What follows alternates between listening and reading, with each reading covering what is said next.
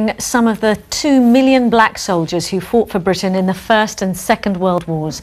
The UK's first memorial to African and Caribbean heroes of the conflicts has been unveiled in Brixton. Louisa Preston was there.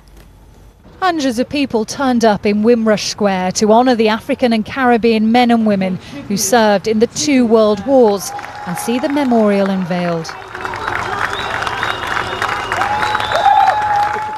92-year-old Alan Wilmot was in the Royal Navy during World War II.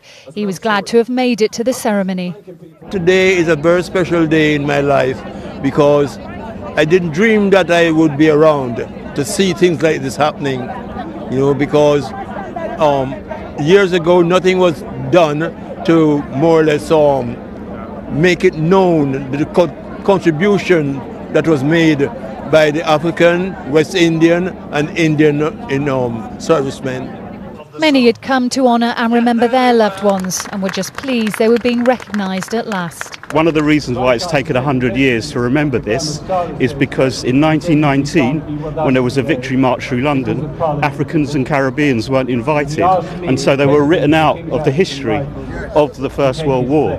It's a great day for black people all over England to see this happening, because a lot of us didn't know that black people fought in the war, especially from way back, the First World War. Victor Farr's uncle served in the Royal Air Force during the Second World War, and the 82-year-old made a special journey to be in Brixton today. I've flown all the way from Jamaica to be here today to get this opportunity to let people know that the part that the Jamaicans have played in the Second World War. The ceremony included an African-inspired parade with carnival puppets and stilt walkers before dignitaries laid wreaths for the fallen.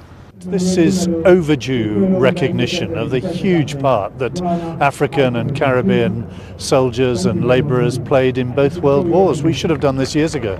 It's hoped the memorial will ensure that young African and Caribbean people never forget the contributions their forefathers had in the 2 world wars. Louisa Preston, BBC London News.